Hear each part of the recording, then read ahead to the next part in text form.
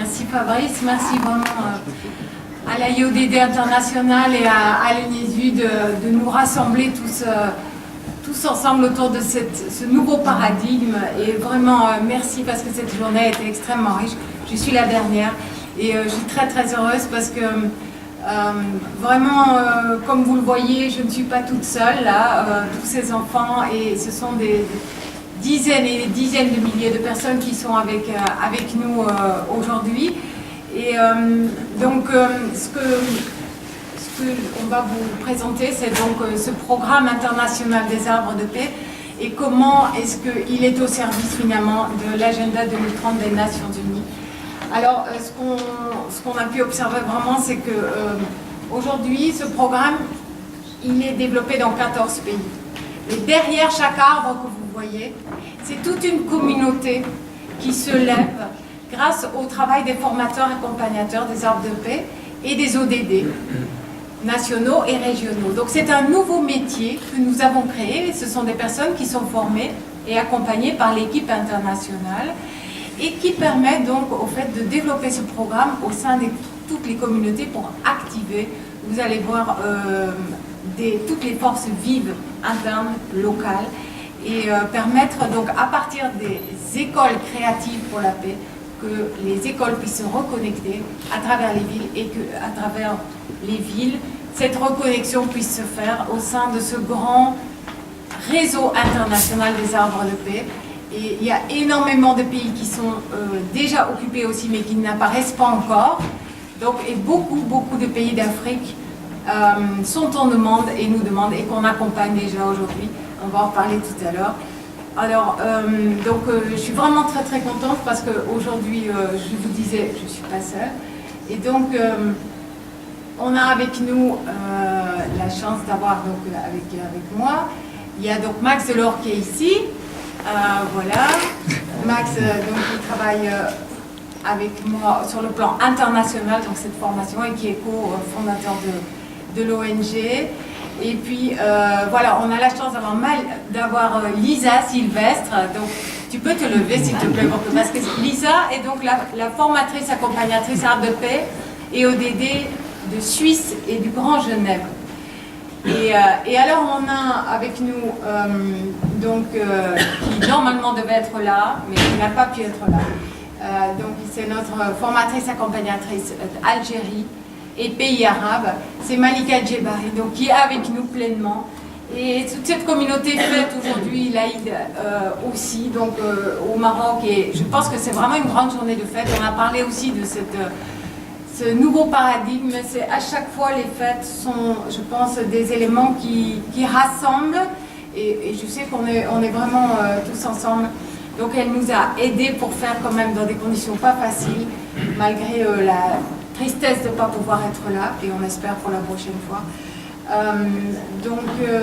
Elle nous a aidés pour faire ce PowerPoint. Donc voilà, on est avec elle, elle est avec nous. Alors, ce qui nous a rassemblés, ce sont les arbres, étonnamment. Et dans un moment crucial, mais vraiment, parce que je pense qu'on l'a dit tout au long de la journée, on est à un moment crucial et déterminant de la trajectoire de l'évolution de l'humanité et aussi pour le futur des jeunes générations. Donc là, ce qui est très intéressant vraiment, c'est que cette vision, on l'a dit plusieurs fois, quand on la regarde de près, vraiment cette vision, on est d'accord que c'est la vision de la plus belle version de l'humanité, dans son plus bel environnement.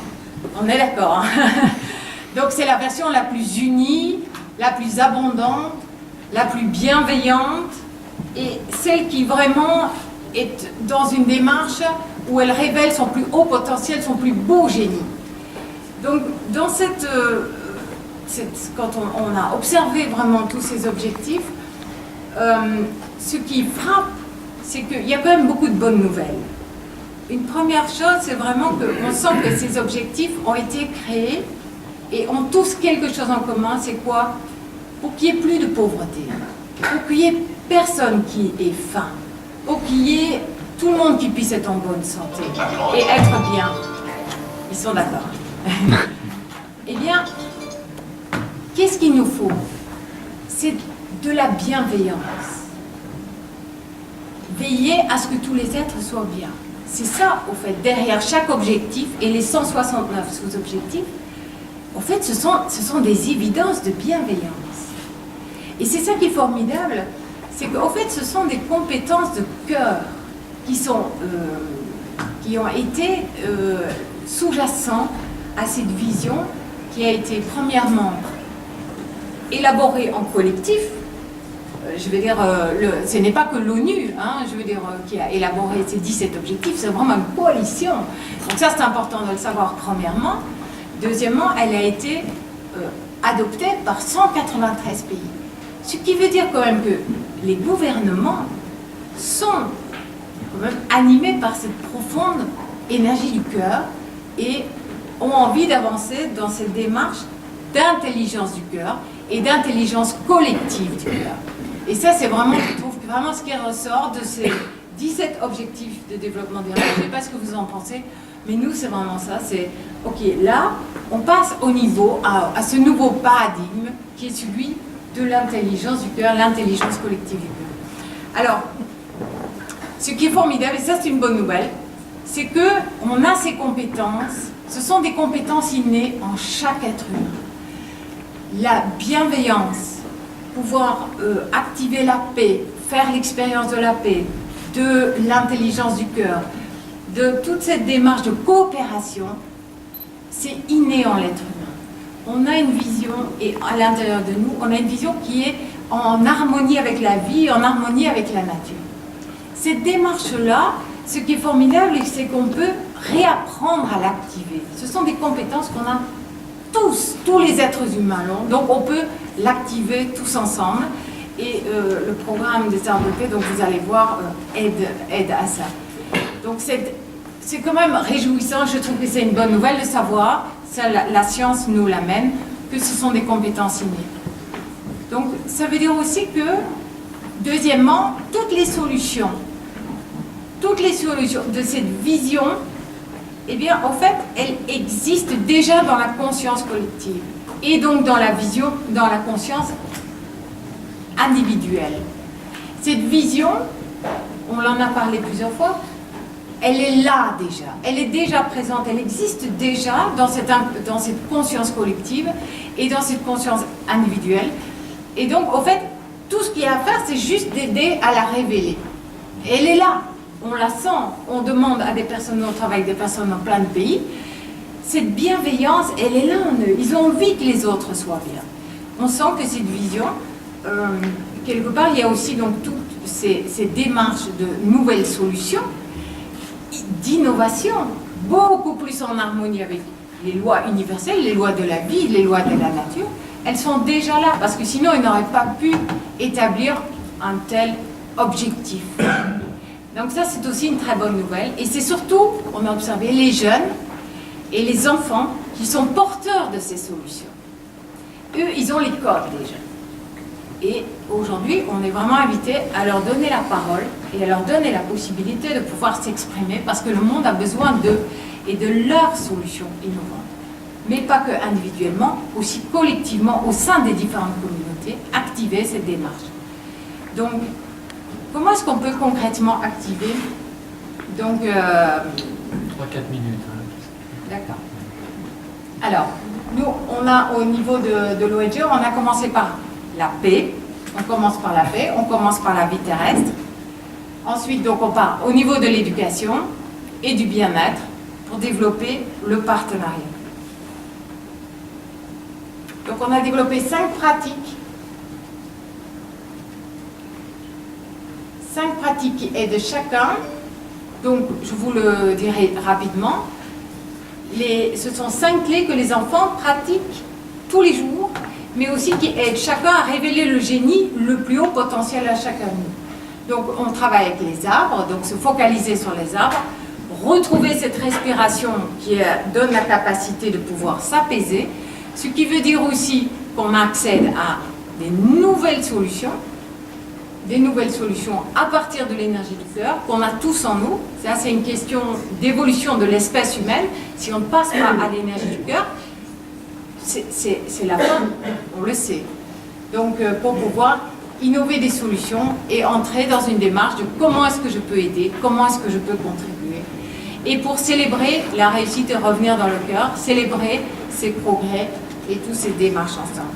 Donc je vous montre ce que ça donne maintenant dans les écoles, dans le monde, comment les enfants vivent et pratiquent ces différentes clés. Donc les inaugurations d'arbres de paix avec toutes les communautés, on commence les écoles, les parents, les communautés, les différents acteurs de la société civile, les maires, les gouvernements, tout le monde se rassemble autour des enfants pour agir et se rassembler, innover des solutions. Donc voilà, je vous montre rapidement comment ça se passe. Il y a également des étudiants, il y a beaucoup d'enfants que je vais vous montrer qui sont du Maroc, parce qu'aujourd'hui on met le Maroc à l'honneur. Et donc au Maroc, les enfants sont vraiment aussi en avance. Ici, sur cette ville, il y a beaucoup d'enfants du Maroc, là. Je n'ai pas le pointeur, mais voilà, vous les voyez. Ils inventent des jeux de respiration qui font en micro-pause plusieurs fois par jour pour s'apaiser, se recentrer et développer vraiment cette capacité de coopération, de créer ces liens du cœur, de bienveillance au sein des classes, au sein des familles, au sein des différentes communautés et au sein des villes pour pouvoir révéler le plus beau potentiel tous ensemble et innover des solutions.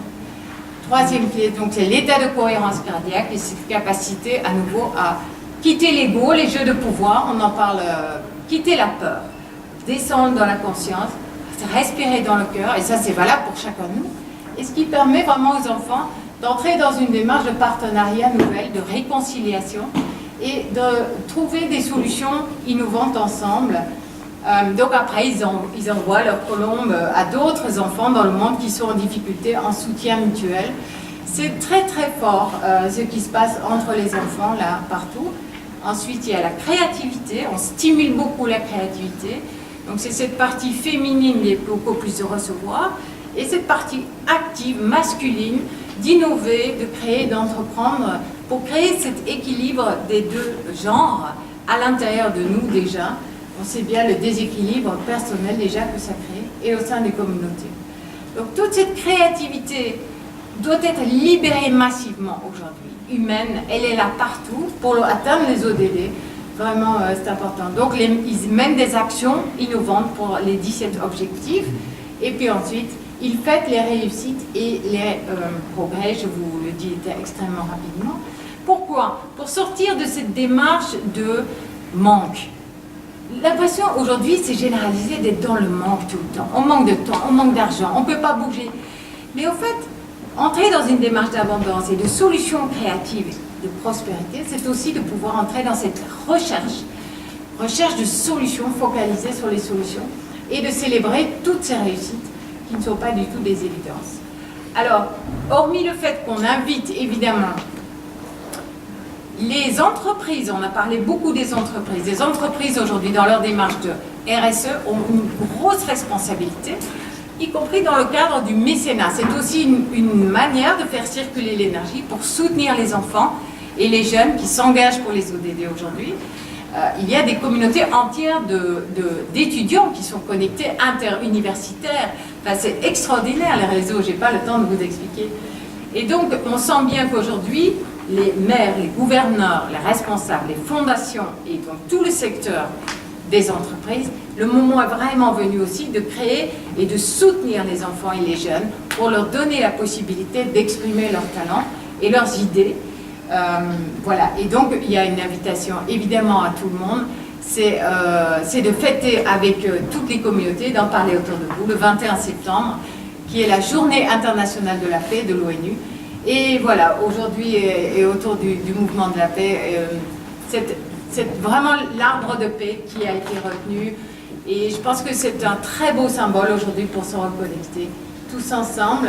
Donc vous voyez, je ne sais pas si vous avez la possibilité, il y a aussi, voilà, et donc Malika, vous la voyez ici avec un petit, voilà, qui nous a envoyé des colombes pour vous dire vraiment un immense merci. Et bravo vraiment à tout le monde qui coopère et merci pour cette vision qui cherche vraiment à se révéler, qui est là. Voilà, merci à vous.